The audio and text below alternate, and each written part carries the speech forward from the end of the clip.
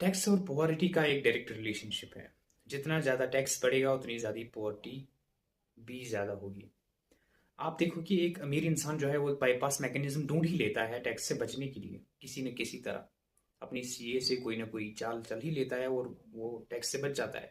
लेकिन जो बेचारा मिडिल क्लास होता है या जो आम इंसान होता है, चाहे वो फार्मर हो चाहे वो किसी भी पेशे से हो, उसको अल्टीमेटली टैक्स पे करना ही होगा। और वो इस चीज को के लिए उसके पास एक बाईपास मैकेनिज्म नहीं है। और आजकल की रोजमर्रा की सहूलियात जो है वो पूरी नहीं हो जाती है, बिकॉज टैक्स इतना बढ़ गया है कि आपके हाथ में अब एंड में कुछ नहीं आता है। और उल्टा अगर आप कुछ खरीदने जाओगे तो उस पर अलग से टैक्स, अगर आप उसको बेचना चाहते हो उस पर अलग से टैक्स, और जो कंज्यूमर एंड में होगा उसको अलग से टैक्स पे करना पड़ेगा। और यहाँ पे बात हो रही है एक सिंगल नेशन की, वन नेशन थ्योरी की। और टैक्स जो है एक नहीं हो रहा है, एक ही चीज पे मल्टीपल मल्टीपल जगह पे मल्टीपल मल्टीपल टैक्सेस होंगे। एक चीज है वो अगर डिस्ट्रीब्यूटर पे है के पास है, या अगर वो मैन्युफैक्चरर के पास है, फिर उसके बाद रिटेलर के पास आ गई, तो अलग अलग लेवल्स पे अलग अलग टैक्स लगेगा। आप देखो यहाँ पे बात कर रहे हैं ये लोग एक नेशन की, वन नेशन वन थ्योरी की।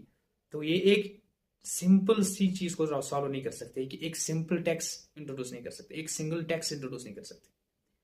और उल्टा नए साल ये बजट तैयार करेंगे और उसमें जो है अमीरों के लिए होगा वो सब कुछ, और गरीब जो है बेचारा वहीं का वहीं रहेगा, क्योंकि टैक्स जो है वो कम किया नहीं जाएगा।